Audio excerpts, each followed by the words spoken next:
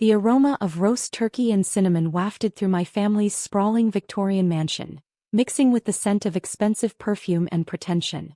Another Wellington family Christmas was in full swing, complete with all the traditional holiday touches, designer decorations, French champagne, and of course the customary reminders of my supposed failure. "Julia, darling," Aunt Marie's voice dripped with false sweetness as she caught me setting my coat down in the formal dining room. "The kitchen is that way." She gestured toward the back of the house. "We wouldn't want to make anyone uncomfortable."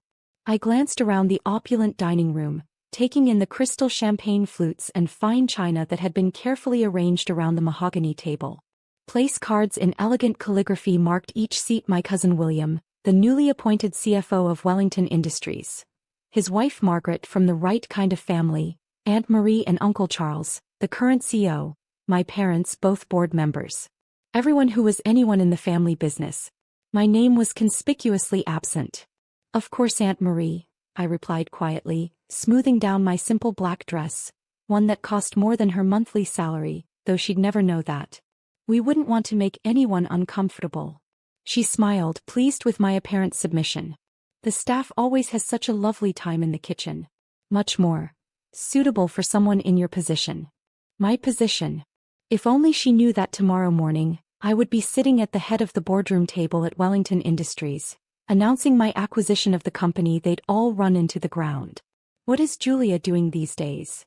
I heard my cousin William ask my mother as I gathered my coat. "Still working at that little startup?" My mother's sigh carried across the room. "Something like that. You know how she is, always chasing these strange business ideas instead of joining the family company like you did." I suppressed a smile, thinking about the strange business idea that had made me a billionaire before 30.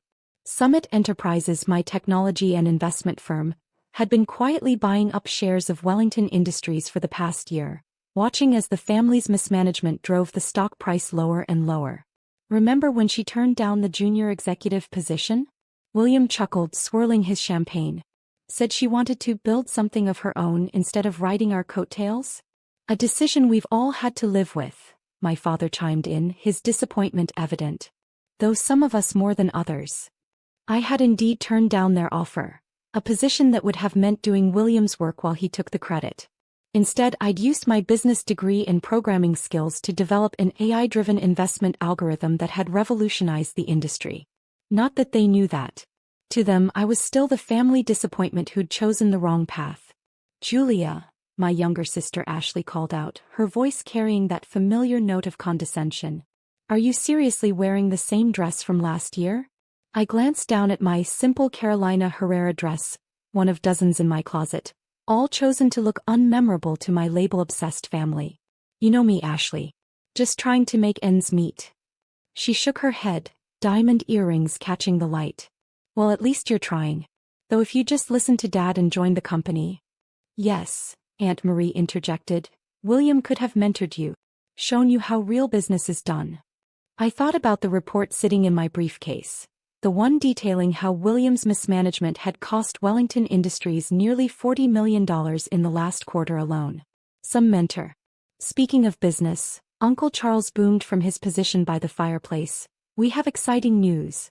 Wellington Industries is in talks with a major investor. Could change everything for the company." I took a slow sip of champagne, knowing exactly which investor he meant. Summit Enterprises had been negotiating the deal through layers of shell companies, carefully hiding my involvement. "Really?" I asked innocently. "That sounds interesting." "Nothing you'd understand, dear," Aunt Marie waved her hand dismissively. "Very complex business matters. Now why don't you head to the kitchen? Maria the cook could probably use some help with the dishes." William snickered. "Yes, Julia. Go find your level." I gathered my plate and walked toward the kitchen, their laughter following me. If they only knew that tomorrow, I would be announcing Summit Enterprises' controlling stake in their precious family company. That their jobs, all of them, would depend on my decisions. The kitchen staff greeted me warmly. They'd known me since childhood, back when I used to hide from family gatherings among the pots and pans. Maria, our cook of 20 years, squeezed my hand as I settled at the small staff table. "They don't know, do they, Miss Julia?" she asked quietly in Spanish, the language she taught me during those childhood hideouts. "About tomorrow?" I smiled, thinking about the board meeting scheduled for 9 a.m. The one where Summit Enterprises would reveal its majority ownership. The one where they'd all learn that the family failure they'd banished to the kitchen was about to become their boss. "No, Maria," I replied, cutting into my turkey. "They don't know anything. Your aunt would die if she knew you own their company now," Maria chuckled. "Not yet," I corrected her. "The papers won't be signed until tomorrow morning." I checked my watch. Just 16 more hours of being the family disappointment. Through the kitchen door, I could hear them laughing in the dining room, probably sharing another joke at my expense. William's voice carried above the others. "At least Julia's found her place, where she can't embarrass the family name." If they only knew that tomorrow the Wellington Industries letterhead would carry my signature. That their precious family legacy would belong to the daughter they'd exiled to the kitchen. I finished my dinner in peaceful silence, listening to their self-congratulatory toasts and boasts about the company's future. Let them enjoy their last meal as the masters of Wellington Industries. Tomorrow would change everything. The next morning, I arrived at Wellington Industries headquarters an hour early. The security guard did a double take as I walked through the lobby. Usually, I wasn't allowed past the front desk without an escort, to ensure I didn't embarrass the family. "Miss Wellington," he stammered. "I didn't know you had clearance." I handed him my new access card, watching his eyes widen as he read the clearance level. "I believe you'll find everything in order." My heels clicked against the marble floor as I made my way to the executive elevator, the one William had once told me I'd never be worthy of using. Today, I wore a tailored Chanel suit, my simple dress from last night replaced by obvious symbols of power. No more hiding. The top floor was still quiet when I stepped out. Sarah, my private assistant who'd been secretly working inside Wellington Industries for months, met me at the elevator. "Everything's ready," she reported, falling into step beside me. "The board members are scheduled to arrive in 45 minutes. Your family thinks they're here for the investment presentation." I nodded, walking into the CEO's office, soon to be my office. "Has anyone noticed the new letterhead yet?" Sarah smiled. "It was delivered this morning.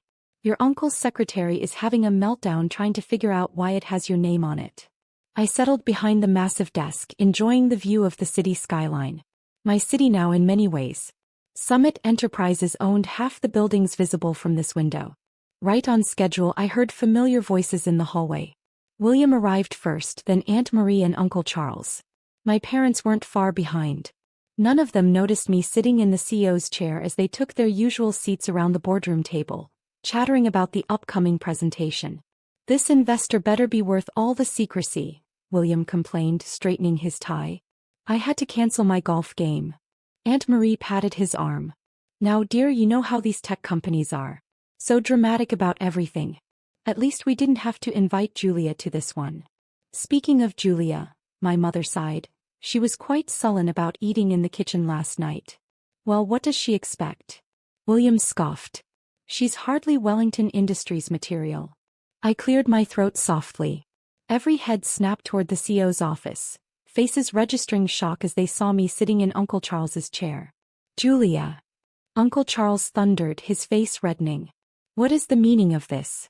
This meeting is for executives only." I stood slowly, straightening papers on the desk. "Oh, I know. That's why I'm here." "Security." William reached for the phone. "I wouldn't do that," I said calmly. "It might embarrass you when they have to explain that I now have the highest security clearance in the building." Aunt Marie's eyes narrowed. "What are you talking about?" I picked up one of the new letterheads, holding it up so they could all see the name printed at the top. Julia Wellington, Chief Executive Officer. The silence was deafening. "This is ridiculous," William finally sputtered. "Some kind of joke." "Summit Enterprises," I continued as if he hadn't spoken, "has acquired a controlling interest in Wellington Industries. As CEO of Summit, I'll be taking over operations effective immediately." "Summit." My father's face went pale. "You work for Summit?" "No, Dad. I own Summit. That little startup you've all been mocking? It's now worth more than Wellington Industries ever was." Aunt Marie gripped the table for support. "This is impossible. You're lying." I pressed the intercom. "Sarah, please bring in the paperwork." My assistant entered with a thick stack of documents, distributing them to each stunned board member. "You'll find everything is in order," I said. "Summit Enterprises now owns 51% of Wellington Industries shares. And since the board voted last month to give the majority shareholder full executive power, we didn't know it was you." William slammed his fist on the table. "This is manipulation. No, cousin. This is business. Something you claimed I'd never understand." I turned to my uncle. "Speaking of business, shall we discuss the $40 million your son lost in failed acquisitions last quarter?" Uncle Charles's face went from red to purple. "Those deals were sound." "They were reckless," I corrected. "Just like the nepotism that put an unqualified heir in charge of finances. Just like the outdated policies that have driven this company's stock price into the ground." I smiled. "Just like banishing a Harvard MBA to eat in the kitchen because she didn't fit your idea of success." "You can't do this," my mother whispered. "We're family." "Family." I laughed. "Was I family when you let Aunt Marie humiliate me at every gathering? When you chose William's incompetence over my qualifications? When you told me I'd never be anything without the family name?" I walked around the table slowly, enjoying the way they squirmed in their seats. "Well, guess what? I built something bigger than Wellington Industries could ever be. And I did it while you were all laughing at my little startup." "What are you going to do?" William asked, his arrogance finally cracking. "First, I'm reviewing all executive positions, starting with yours, cousin. $40 million is a lot of money to lose." He slumped in his chair, defeated. "Julia, my father tried. Be reasonable. You can't just walk in and take over." "Surely I can. And I have." I pressed the intercom again. "Sarah, please show in the new management team." The doors opened and a group of sharp-suited executives entered, all handpicked by me, all experts in their fields. None of them related to the Wellington family. "You're firing us?"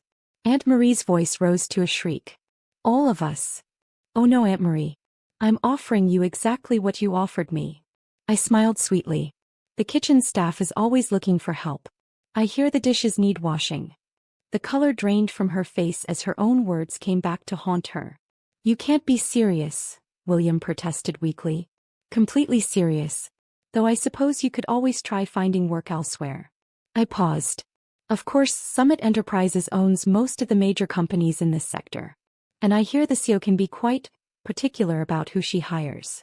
One by one they gathered their belongings and shuffled out of the boardroom. My mother paused at the door, tears in her eyes. "Julia, please. The kitchen entrance is around back, Mom. I'm sure Maria will show you where to put your coat." When they were gone, I settled into my new chair, looking out over my expanded empire. Sarah appeared with a fresh cup of coffee. "Shall I have maintenance change the locks?" she asked with a knowing smile. "No need." I picked up one of the new letterheads, running my finger over my name. "I don't think they'll be coming back." That evening I had dinner in the executive dining room, enjoying the silence and the victory. My phone buzzed with messages from family members, alternating between anger and desperate pleas. I left them all unread. Sometimes success doesn't need to be announced with grand declarations. Sometimes it's better to let it speak for itself, preferably from the CEO's chair they said you'd never occupy.